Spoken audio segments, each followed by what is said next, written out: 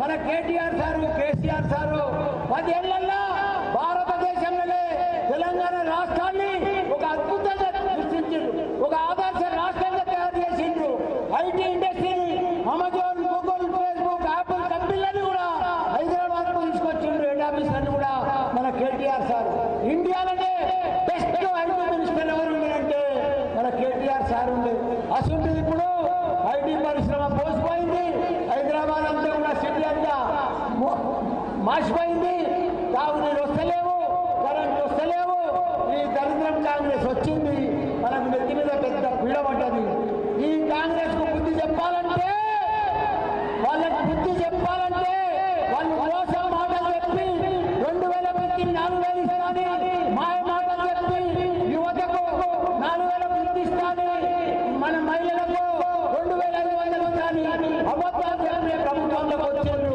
వాళ్ళకి మీరందరూ కూడా 13 తారీఖు నాడు గట్టిగా మనమందరం కూడా కేసీఆర్ కు కేటీఆర్ కుండి మనం బీఆర్ఎస్ పార్టీకి కారుగుర్తుకు ఓటేపించి భారీ ఎత్తున బదులా తీసుకోవాలని కూడా మీ అందరినీ కోరుతున్నా. జై తెలంగాణ, జై కేసీఆర్, జై కేటీఆర్.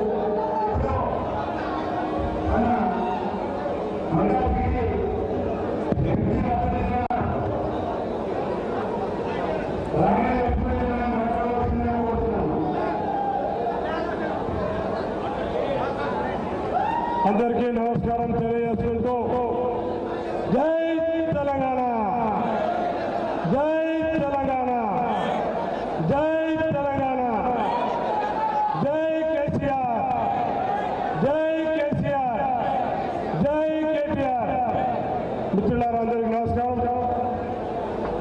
ఈరోజు ముఖ్య అతిథిగా విచ్చేసిన మాజీ మంత్రివర్యులు, బీఆర్ఎస్ పార్టీ వర్కింగ్ ప్రెసిడెంట్ మరి కేటీ రామారావు గారికి స్వాగతం, సుస్వాగతం. అలాగే మాజీ మంత్రివర్యులు చామకూరం మల్లారెడ్డి గారికి, అలాగే మల్కాజిగిరి శాసనసభ్యులు మరి రాజశేఖర రెడ్డి గారికి, శ్రీధరన్న గారికి, మరియు కార్పొరేటర్లకు, డివిజన్ అధ్యక్షులకు ప్రతి ఒక్కరికి నా హృదయపూర్వక నమస్కారాలు. మిత్రులారా, మీ అందరికీ తెలుసు మరి కేటీఆర్ సారు మరి మన దగ్గర మన గ్రేటర్ హైదరాబాద్ ని ఏ రకంగా డెవలప్ చేసిన యూత్ విషయంలో అనేది మీ అందరికీ తెలుసు. మరి ఐటీ రంగంలో మరి ప్రపంచంలోనే ప్రపంచ దేశాలు చెప్పుకుంటాయి మన హైదరాబాద్ అనేది ఐటీ రంగానికి మార్క్ చేయబడి ఉన్నది. అది ఎవరు చేశారు అనుకుంటారు తెలుసు కదా మీకు. మరి కేటీ రామారావు చేశాడు.